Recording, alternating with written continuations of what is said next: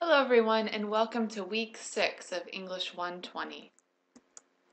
This week we're going to be discussing and turning in our argumentative essays. We're going to be reading Does I Am Make You Dumb? And Seeking Corporate Fingerprints in Wikipedia Edits. And both these articles are found in the Conscious Reader.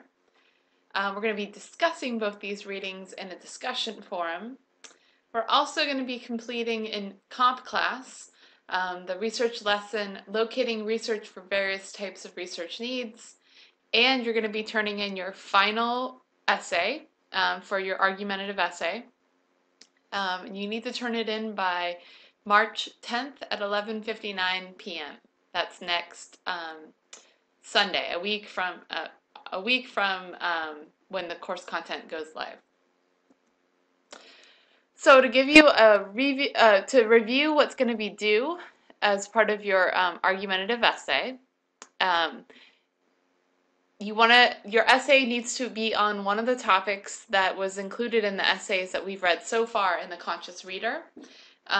When you begin your essay, you want to make sure you've introduced the topic in the conversation that you're joining. That means you introduce it without bias. That means you introduce it without showing that you completely disagree with Ornstein, or you want to introduce the topic and give the full both sides of the topic. Make it clear that it's a conversation that you're joining, not attacking.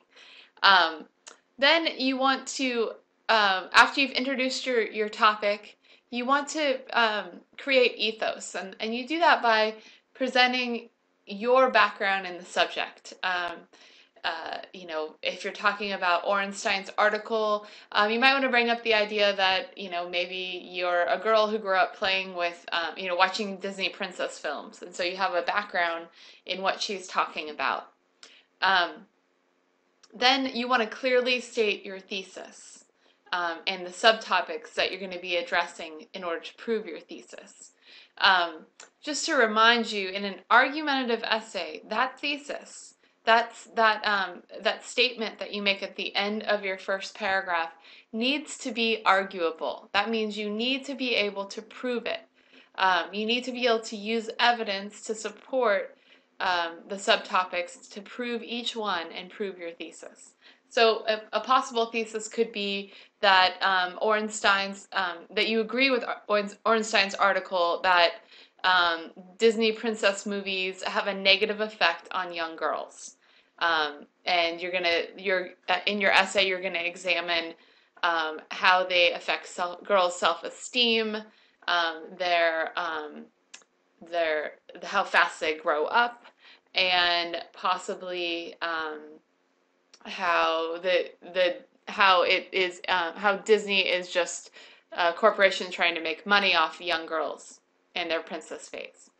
So you would have those three subtopics, and for each one you're going to find quotations from the essay by Ornstein to support your the points that you're making in your essay. And you'll also need to provide pathos, which are real life examples, or examples from that show a human face of the problem. So if you were arguing that, say you were arguing that princess movies make girls grow up faster, you could talk about maybe give a quotation from Ornstein's article, and then maybe you could talk about how some of your friends from middle school, had after watching I don't know, a princess movie, I'm sorry, but if after watching a princess movie, you noticed that they started to wear makeup or something like that, like some idea of how you've seen this firsthand, or you've watched, maybe you have, if you're a boy writing about this topic, maybe you've watched your sister go through this, or you've watched your daughter go through it. So it's something to think about. Giving pathos is, providing pathos is a way to really personalize, your subtopic and make us relate to it. Um, the most important thing in your argumentative essay is that you do not attack the other side. I want to remind you that when you write an argumentative essay, you're joining a conversation. You're trying to convince us with facts, not with your opinion. A lot of times when people write argumentative essays, they attack. Like say you adamantly disagree with Ornstein's article. You feel like it's a feminist rant, and you can't believe what she's saying. It's not okay to say that in your argumentative paper, because guess what? If someone's reading your essay who is a feminist or agrees with Ornstein, they may be deeply offended by what you're saying, and you're certainly not going to convince them of your argument. You want to convince people of your argument by giving them the facts. So your final essay should be about 2 to 3 typed pages. That's double spaced, and it should be 5 to 7 paragraphs long. Your paper should have your name. It should be an MLA format. That means having your name in the left-hand corner, also the my name underneath it, and then our class, English 120, and then the due date. And if you want to see what MLA format looks like, look on page 357 in the Bedford Researcher. You also want to have on the right-hand side on every single page a header where you insert your last name and a space and then the page number. You can see all this on page 357. Your paper should also have a creative title. So try to not just name it after the article you're writing about. Be creative. It's a fun place to be creative. And a successful paper will show critical thinking. That means you thinking actively about this text and how it relates to yourself and the greater world. Use of logos, that's logic, that's facts and figures and quotations from the text.